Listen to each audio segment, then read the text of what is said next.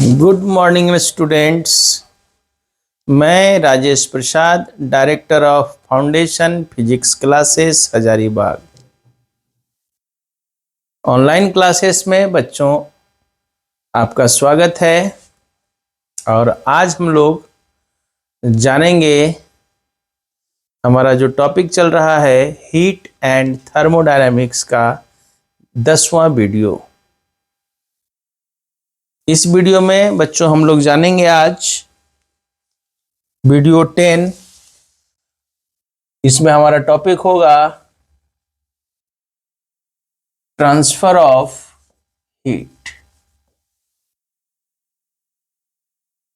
Transfer of heat है ना।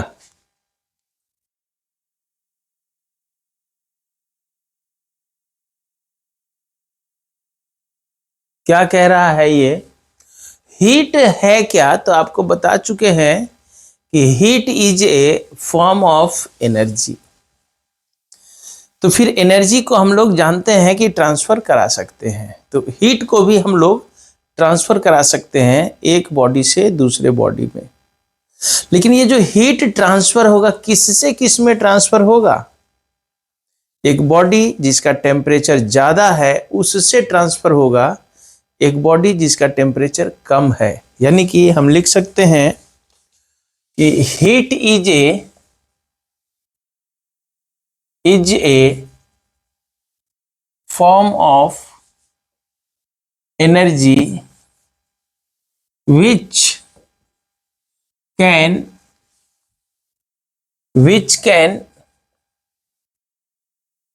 transfer from a body at higher temperature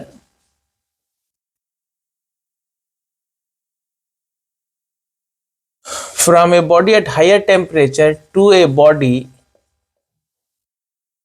at lower temperature. Heat जो है एक बॉडी जिसका टेम्परेचर ज्यादा है उससे ट्रांसफर होता है लोअर टेम्परेचर वाले बॉडी में। लेकिन ये जो ट्रांसफर है ये कैसे कैसे होगा? तो हीट ट्रांसफर का 3 तरीका है। देयर आर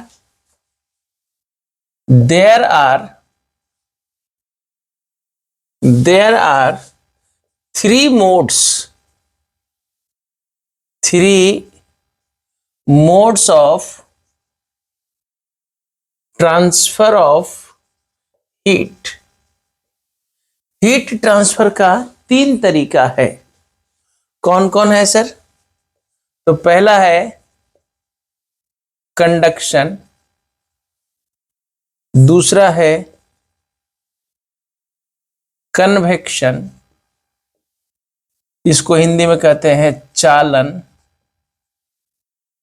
इसको कहा जाता है संवहन, और तीसरा जो तरीका है इसको कहा जाता है रेडिएशन, इसको कहते हैं हिंदी में विकिरण।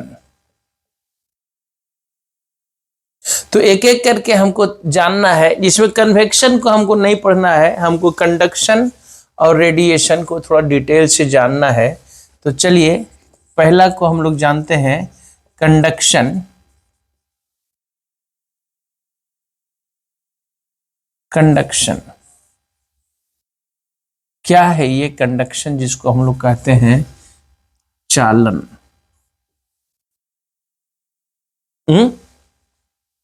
ये चालन क्या है? द प्रोसेस ऑफ या the mode of transfer of heat from one place to another place without the actual movement of the particles of the system. Heat का एक जगह से दूसरे जगह ट्रांसफर हो जाना, लेकिन इस दौरान सिर्फ हीट यानी एनर्जी ट्रांसफर होगा, मीडियम का या सिस्टम का पार्टिकल ट्रांसफर नहीं होगा।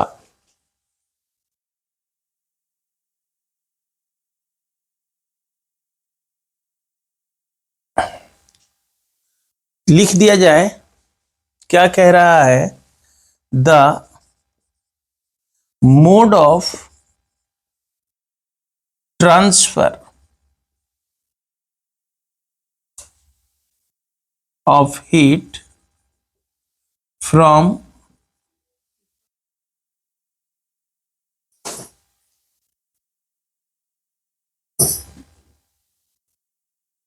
the mode of transfer of heat from a hot body to the cold body without the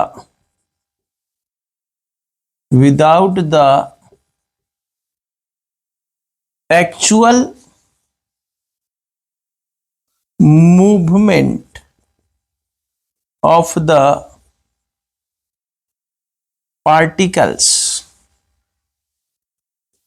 of the body। Body के पार्टिकल्स में कोई मूवमेंट नहीं होगा, लेकिन हीट जो है यानी एनर्जी जो है एक जगह से दूसरी जगह ट्रांसफर हो जाएगा। कैसे सर? इसका कोई एग्जाम्पल?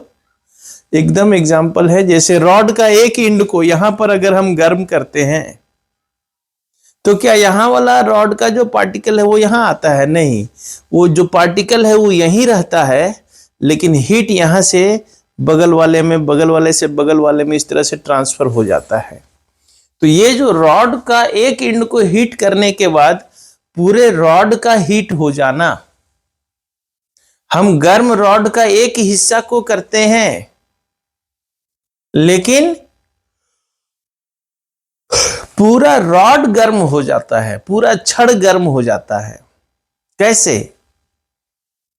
इसका मतलब है कि हम जिस एंड को गर्म कर रहे हैं, हीट वहां से ट्रांसफर हो रहा है दूसरे एंड तक। तो हीट ट्रांसफर हो रहा है, पार्टिकल्स रॉड में जहां जैसा है वैसा ही ना है।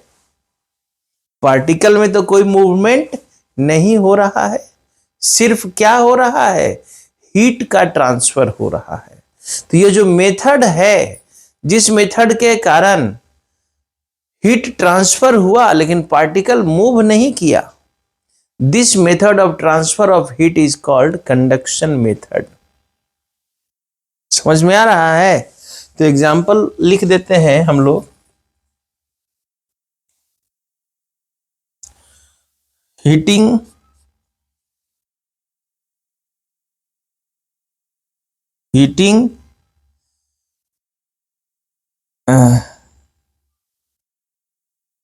ऐसा लिखते हैं।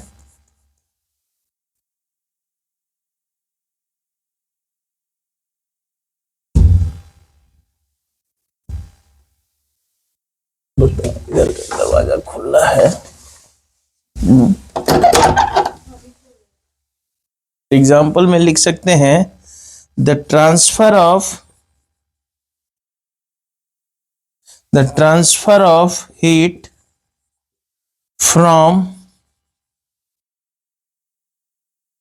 one end of a rod to the other end during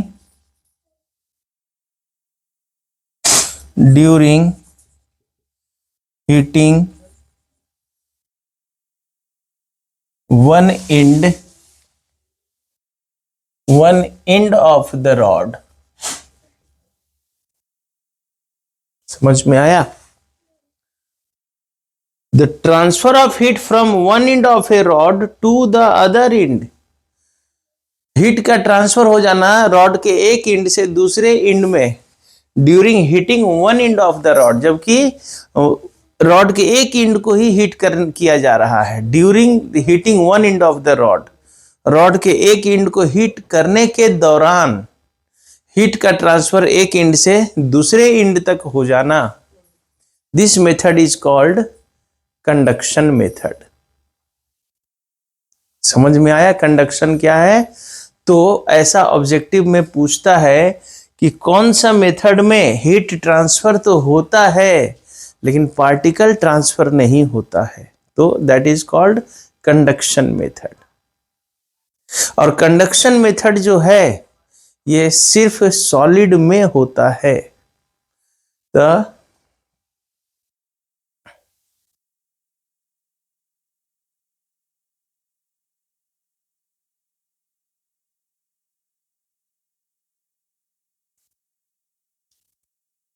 यहां पर नोट करके लिख सकते हैं, हीट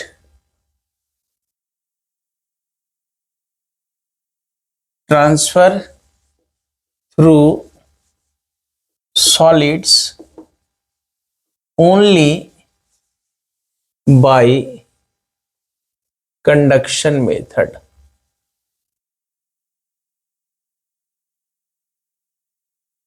हीट जो है सॉलिड में जो हीट ट्रांसफर होता है किसी भी तरह के सॉलिड में, वो कंडक्शन मेथड से ही ट्रांसफर होगा। ये तो था ट्रांसफर ऑफ हीट क्या है, कितने तरह का, और उसमें हमारा कंडक्शन मेथड क्या है। ठीक है, अब जानेंगे बच्चों हम लोग यहां पर थर्मल कंडक्टिविटी के बारे में। थर्मल कंडक्टिविटी, ये थर्मल कंडक्टिविटी है क्या? तो जैसा कि अभी हम बात कर रहे हैं कि हर सॉलिड हीट को ट्रांसफर करेगा, लेकिन हम बात कर रहे हैं कि क्या दो छड़ लीजिए, एक लोहे का और एक एल्युमिनियम का, सेम मोटाई का, सेम लंबाई का, और दोनों के एक एक एंड को गर्म कीजिए, क्या होगा?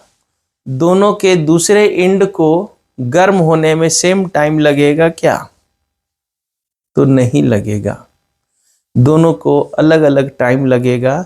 या दोनों को सेम टाइम तक गर्म करेंगे तो हम देखेंगे कि एक छड़ का दूसरा एंड ज्यादा गर्म हो जाएगा उतना ही टाइम में, दूसरा छड़ का दूसरा एंड जो है कम गर्म होगा। इसका मतलब है कि जिस छड़ का दूसरा एंड ज्यादा गर्म हुआ वो हीट को ज्यादा ट्रांसफर किया, जबकि जिस छड़ का दूसरा एंड कम गर्म हुआ, टाइम दोनों को सेम दिए थे। इसका मतलब है कि दूसरा जो छड़ है वो हीट को कम ट्रांसफर किया। तो इसी को कहा जाता है thermal conductivity, the measure of the ability of a solid to transfer the heat. कोई सॉलिड का वह क्षमता, ability of a solid to transfer the heat, इसी मेजरमेंट को कहा जाता है थर्मल कंडक्टिविटी। समझ में आ रहा है थर्मल कंडक्टिविटी क्या है?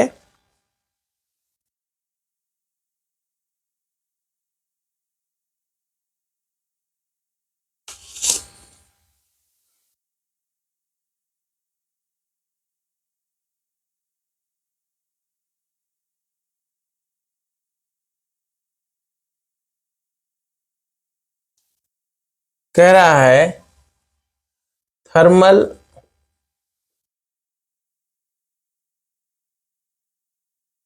Conductivity of a solid is the measure of the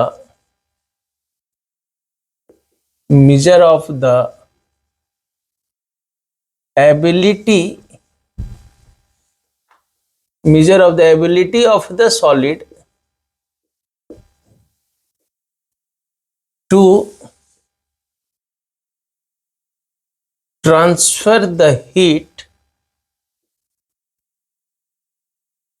through it।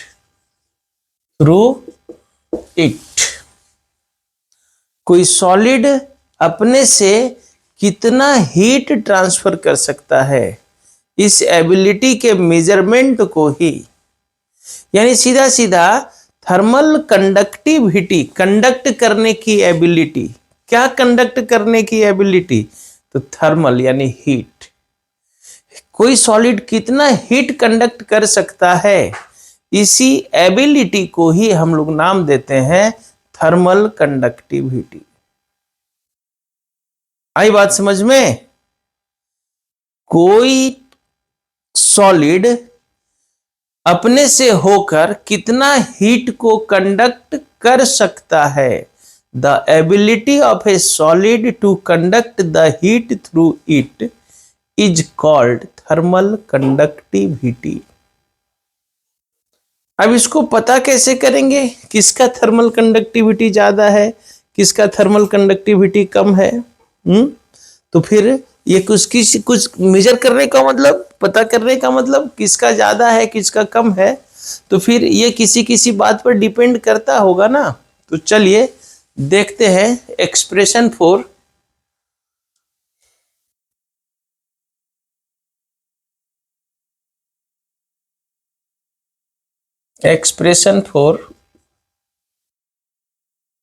Thermal conductivity.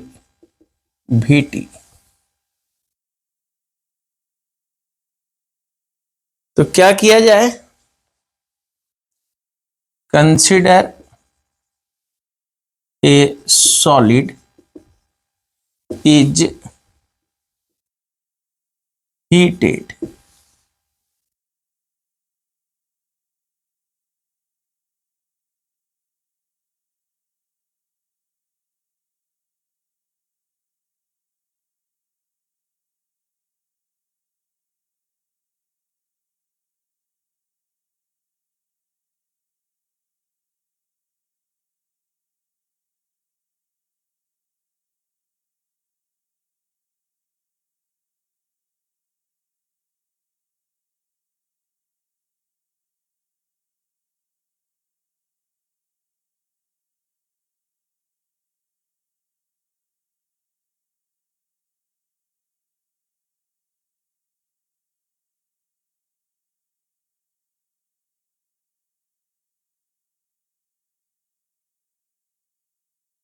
मान लिया जाए इस फेस से इस फेस तक का दूरी ये वाला जो है डी है और इसका एरिया ए मान लिया जाए।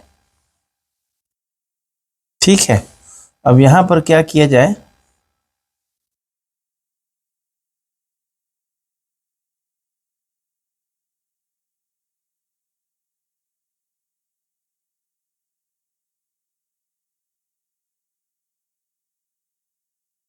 इसको हम लोग इस बर्नर के हेल्प से हीट कर रहे हैं।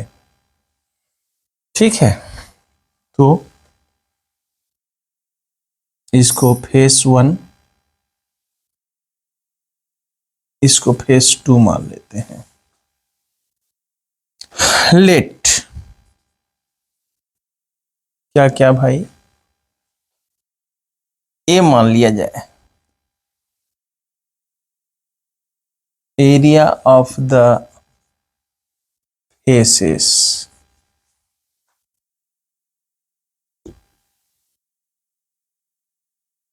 area of the face which is heated।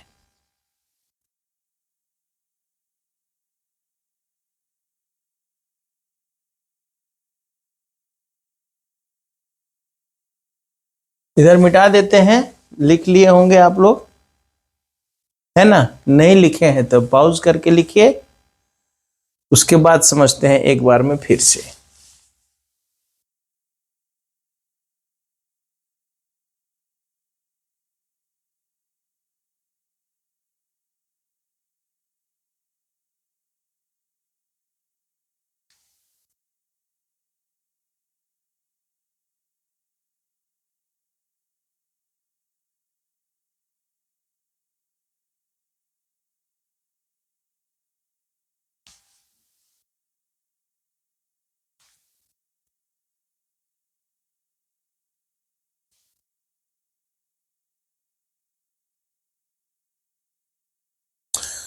फिर ये इसका एरिया ले लिया गया, डी ले लेते हैं।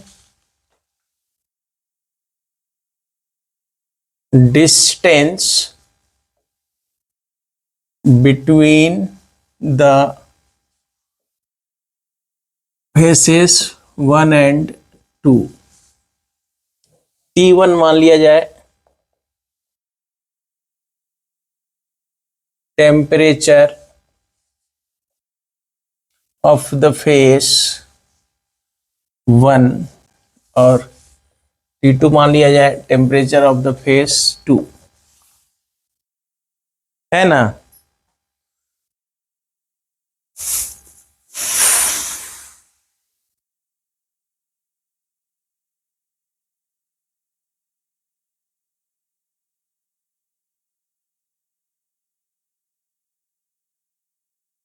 और कितना देर हीट किए इसको मान लेते हैं T, time for which the face is heated. तो अब आगे क्या कहता है, इट इज फाउंड दैट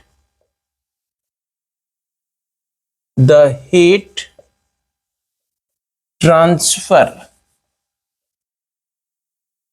यहां पर क्या हो जाएगा, T1 is greater than T2, क्योंकि यहां जब हीट कर रहे हैं तो इसका टेम्परेचर ज्यादा होगा फेस 1 का और इसका अपने, तो heat, it is found that the heat transfer from face 1 to the face 2 is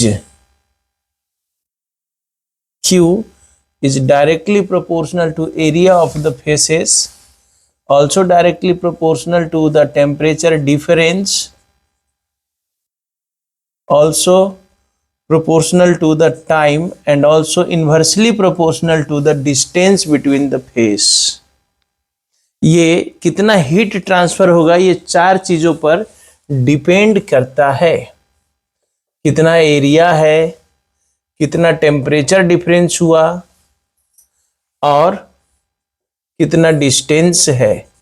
combine कराएंगे सबको, कंबाइनिंग 1 2 3 एंड 4 क्या मिलेगा, Q proportional to A T1 minus T2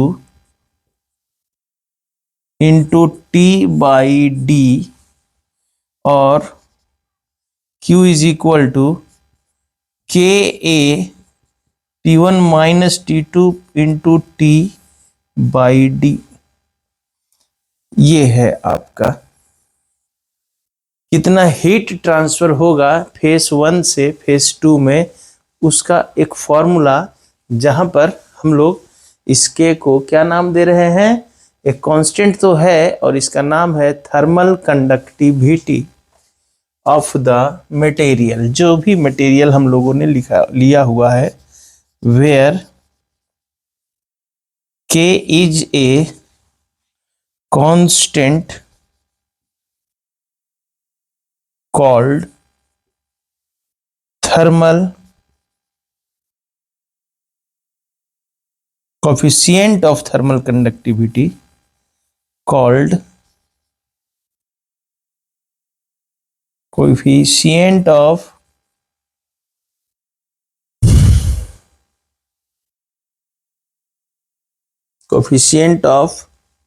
thermal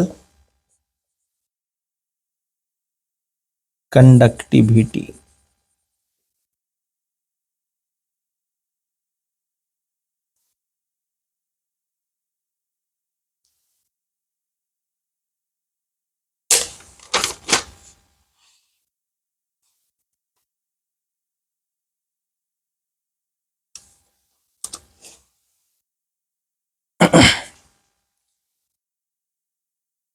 लिखे, ठीक है। चलिए अब इसको थोड़ा सा हम लोग समझ लेते हैं।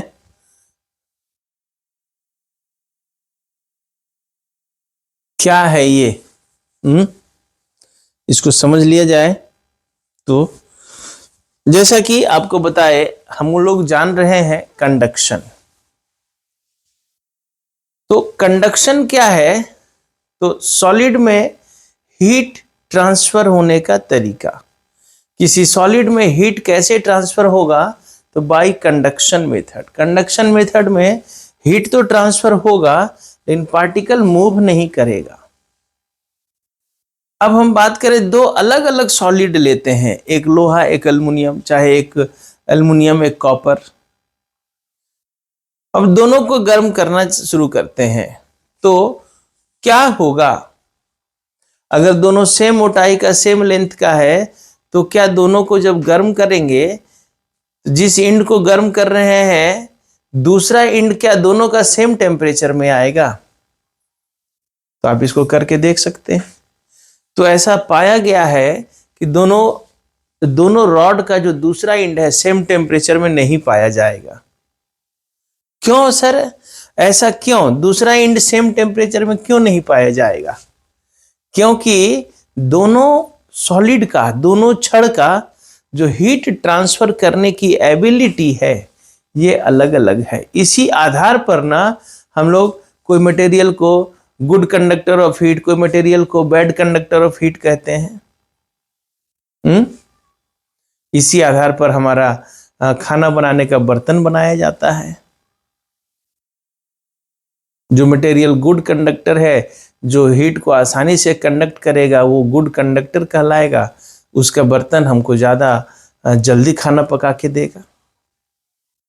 तो वही बात यहां पर हम कह रहे हैं, इसी हीट ट्रांसफर करने की एबिलिटी को ही कोई सॉलिड कितना हीट ट्रांसफर कर सकता है, the ability of a solid to transfer the heat through it is called thermal conductivity. समझ में आ रहा है?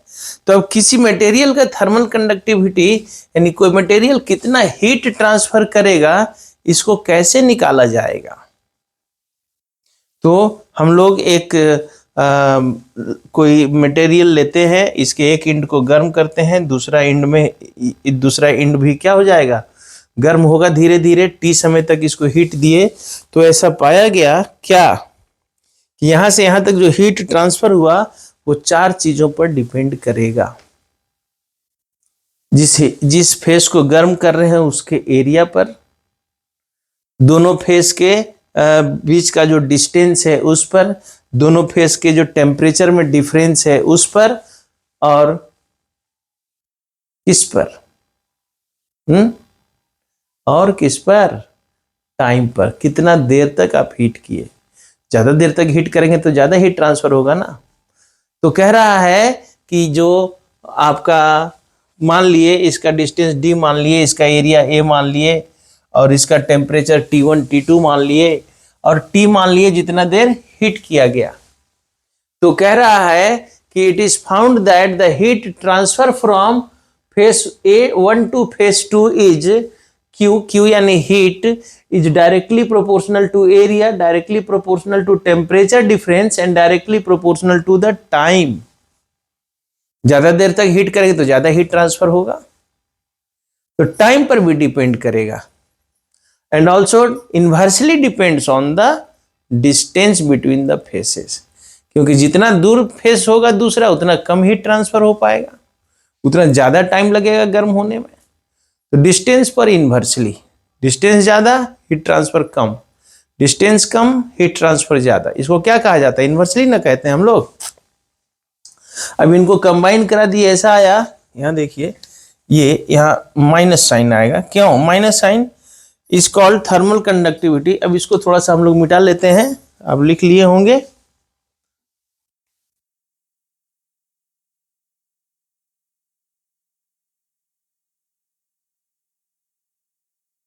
बस इतना ही, फिगर नहीं मिटाएंगे, फिगर का जरूरत पड़ सकता है।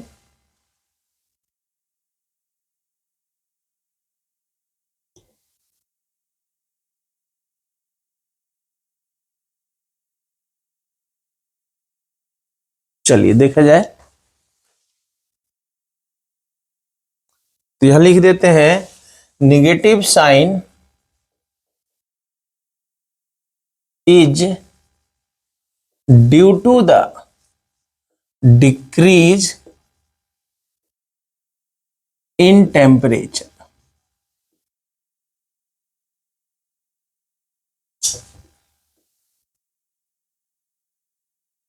ठीक है,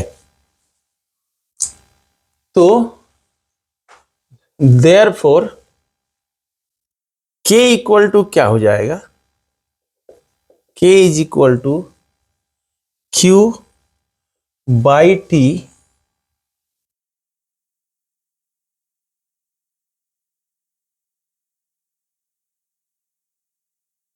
into D by A into T1 minus T2। ये आ जाएगा कोफिशिएंट ऑफ थर्मल कंडक्टिविटी का फॉर्मूला।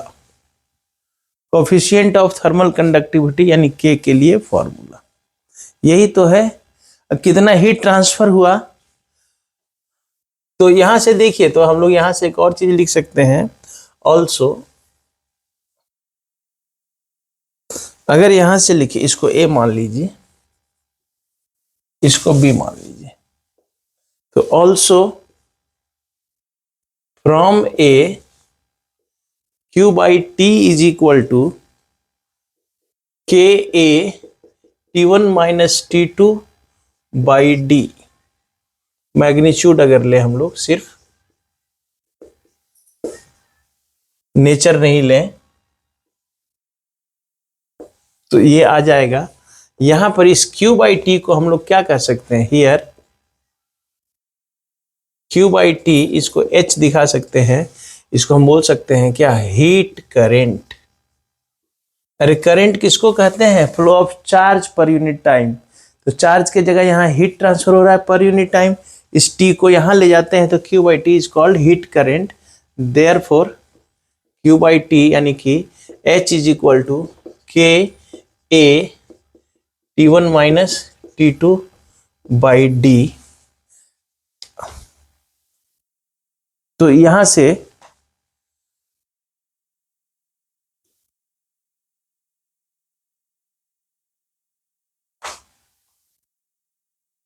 इस T1 minus T2 by D को क्या कह सकते हैं, हीट करंट। ये का हीट करंट का ये फॉर्मूला गया।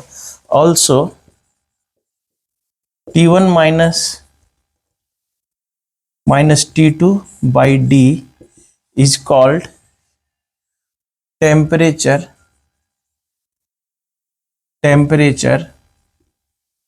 gradient, that is change in temperature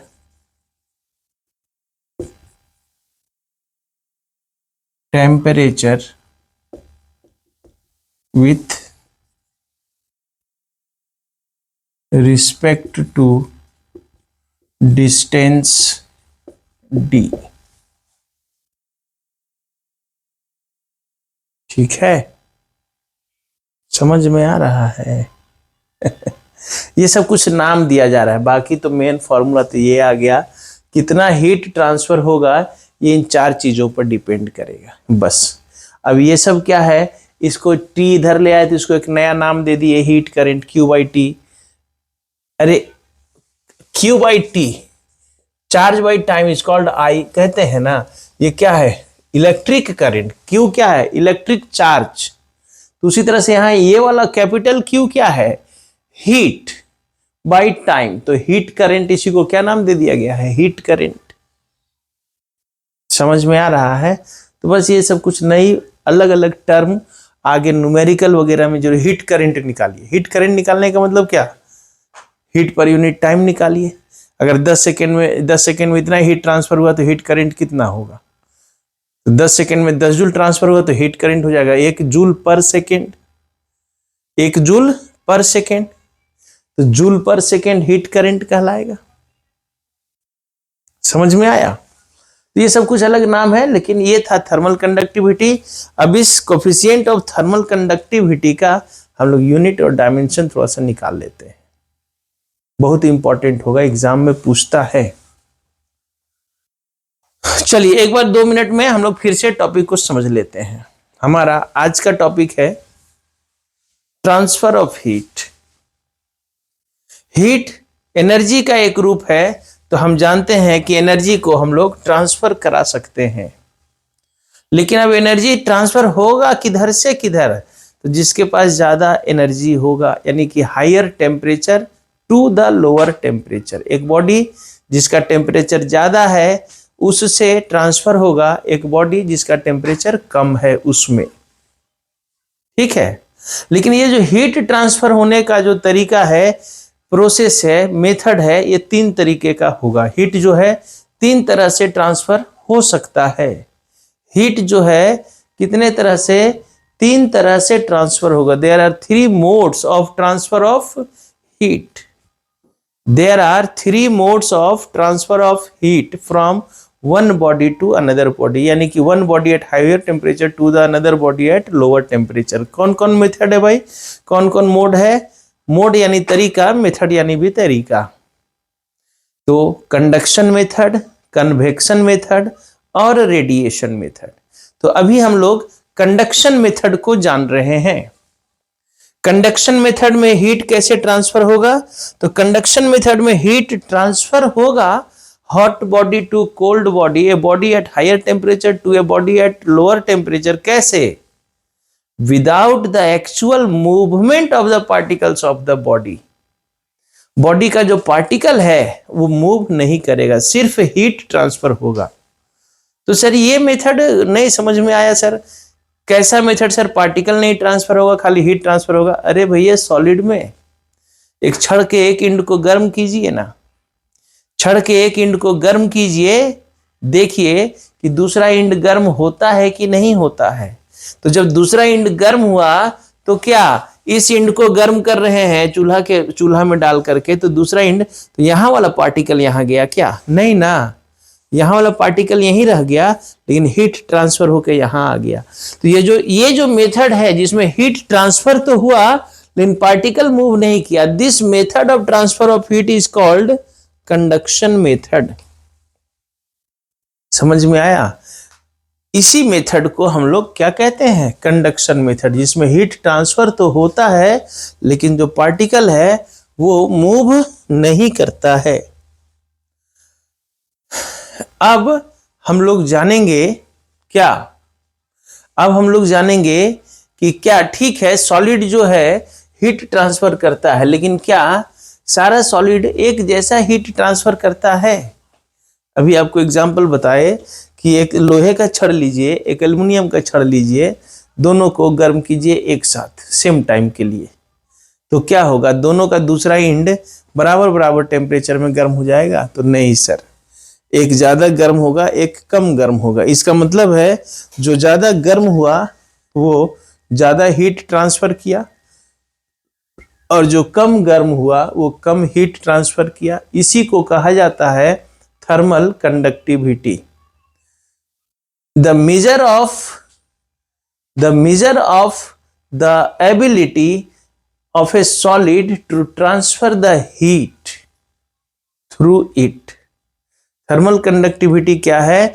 the measure of the ability of a solid to transfer the heat. कोई सॉलिड के हीट ट्रांसफर करने की एबिलिटी का मेजरमेंट।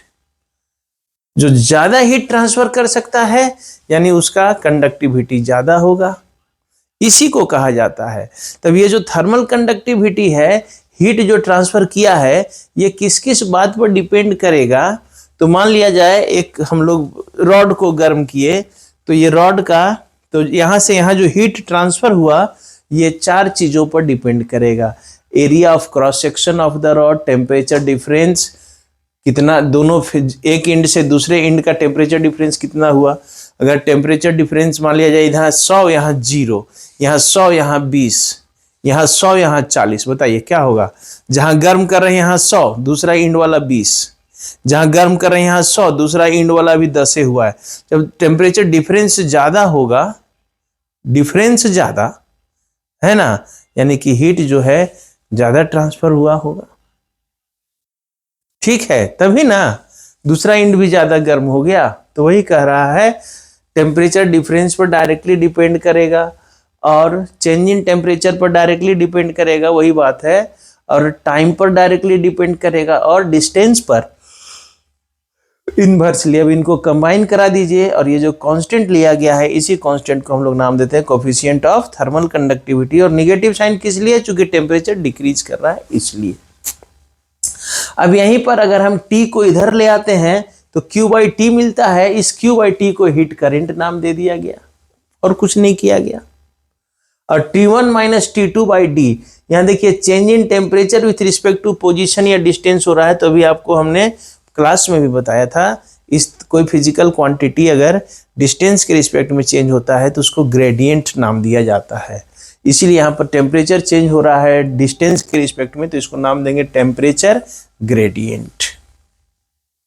समझ में आया यहाँ तक?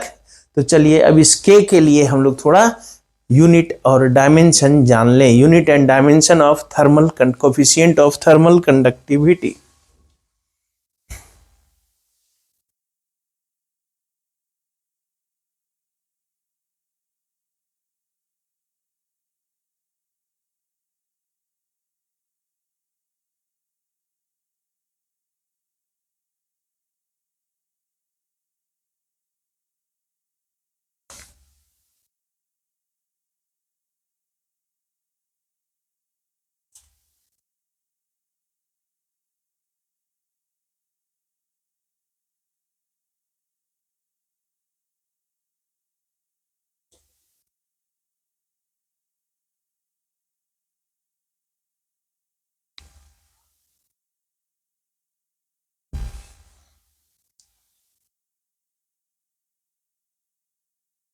A SI unit of coefficient of thermal conductivity। तो लिख सकते हैं H Q is equal to K A T1 minus T2 into T/D। यहाँ से इस के लिए देयर फोर के इज इक्वल टू क्या हो जाएगा? Q into D by A into T1 minus T2, यही ना? तो अब इसका यूनिट लिख दीजिए। Q के लिए हीट है, हीट यानी एनर्जी, एनर्जी यानी जूल, इंटू डिस्टेंस के लिए मीटर, एरिया के लिए मीटर स्क्वायर, इंटू टाइम के लिए सेकेंड, इंटू टेम्परेचर डिफरेंस के लिए केल्विन या डिग्री सेल्सियस भी। देयरफॉर के लिए क्या यूनिट? 1 मीटर से मीटर कट जाएगा, joule per second per metre per kelvin, ये आ गया। और इस जूल पर सेकेंड को हम लोग वाट भी कहते हैं। पावर पढ़े होंगे, work done by time. Work done by time is equal to क्या? Watt power. तो watt per mole per metre, sorry per metre per kelvin, this is the SI unit of thermal conductivity. Joule per second per metre per kelvin, या joule per second को watt पर metre per kelvin भी बोल सकते हैं। अब इसी का डायमेंशनल फॉर्मूला लिख दीजिए। डायमेंशनल फॉर्मूला, तो H Q is equal to K A T1 minus T2 into T/D। देयरफॉर K is equal to Q into D by A into T1 minus T2, यही ना है? तो इसका जब डायमेंशन लिया जाएगा भाई क्या हो जाएगा? चार्ज Q के लिए हीट हुआ तो ml2 T माइनस 2, डिस्टेंस के लिए L डिवाइड बाई एरिया के लिए L स्क्वायर इंटू टाइम के लिए T, केल्विन का के ही रह जाएगा। तो देखिए मिला करके ये L स्क्वायर से L स्क्वायर कट जाएगा, क्या हो जाएगा? M T minus 3 K minus 1, ऐसा ही ना होगा जी? देखिए तो ML T minus 3 K minus 1। तो this is the dimensional formula for thermal conductivity. ये बहुत इंपॉर्टेंट है और इसका यूनिट भी जो है बहुत इंपॉर्टेंट है। एग्जाम में पूछता ही पूछता है। तो थर्मल कंडक्टिविटी क्या हुआ? The ability of a solid to transfer the heat through it. कोई सॉलिड कितना हीट ट्रांसफर करेगा अपने थ्रू, इसी को हम उस सॉलिड का थर्मल कंडक्टिविटी कहेंगे। ठीक है, ये 4 बातों पर डिपेंड करेगा। फॉर्मूला वहां से निकलेगा और फिर उसका यूनिट और डायमेंशन हम लोग निकाल लेंगे। ओके बच्चों, तो इस वीडियो में इतना ही। इस वीडियो को इसमें याद रखना है कि हीट कितने तरह से ट्रांसफर होगा, कौन कौन, इसमें कंडक्शन मेथड क्या है, थर्मल कंडक्टिविटी क्या है, उसका फॉर्मूला, यूनिट, डायमेंशन, ये 4-5 पॉइंट एक एक करके आप लिख लेंगे और उसी को एग्जाम के लिए तैयार करेंगे। ओके, डेरिवेशन वगैरह तो आपको ऑब्जेक्टिव एग्जाम देना है, लेकिन हम बताएं आपको तो समझने के लिए डेरिवेशन एक बार देख लीजिएगा। बाकी याद क्या रखना है, तो 4-5 पॉइंट। ट्रांसफर ऑफ हीट क्या होता है, तो हीट का एक बॉडी से दूसरे बॉडी में ट्रांसफर कितना मेथड होता है, तो 3 मेथड, कंडक्शन, कन्वेक्शन और रेडिएशन। कंडक्शन क्या है, ऐसा मेथड जिसमें हीट तो ट्रांसफर होगा लेकिन पार्टिकल ट्रांसफर नहीं होगा। एग्जाम्पल कोई पूछेगा तो कि कोई ऐसा एग्जाम्पल दो जिसमें हीट, तो सॉलिड का हीट होना, किसी भी सॉलिड का हीट होना। ठीक है, अब जब कंडक्शन के दौरान कितना हीट ट्रांसफर होगा, कोई मटेरियल अपने थ्रू कितना हीट ट्रांसफर कर सकता है, इसको उसका थर्मल कंडक्टिविटी कहते हैं। अब कितना हीट ट्रांसफर होगा, ये कितने बातों पर, 4 बातों पर डिपेंड किया। किस पर, एरिया ऑफ क्रॉस सेक्शन, यानी जहां पर हम उसको गर्म कर रहे हैं, दोनों एंड के बीच का डिस्टेंस, दोनों एंड का टेम्परेचर डिफरेंस और टाइम। ठीक है, ओके स्टूडेंट्स, तो इस वीडियो को आप लोग, इस टॉपिक को, अब यहाँ से हर दिन एक वीडियो जाएगा, चूंकि समय कम है तो आज इस वीडियो को जरूर से जरूर लिख के रखेंगे ताकि कल फिर हम इसी टाइम आपके लिए दूसरा वीडियो भेज सकेंगे, है ना। तो मुश्किल से 7-8 दिन में हम लोग इस लेसन को कंप्लीट करेंगे बच्चों। तो जल्दी से आप लोग भी हर दिन क्या अपडेट रहिए, 1 से 2 बार वीडियो देखिए, आपको समझ में आएगा। Okay, bye.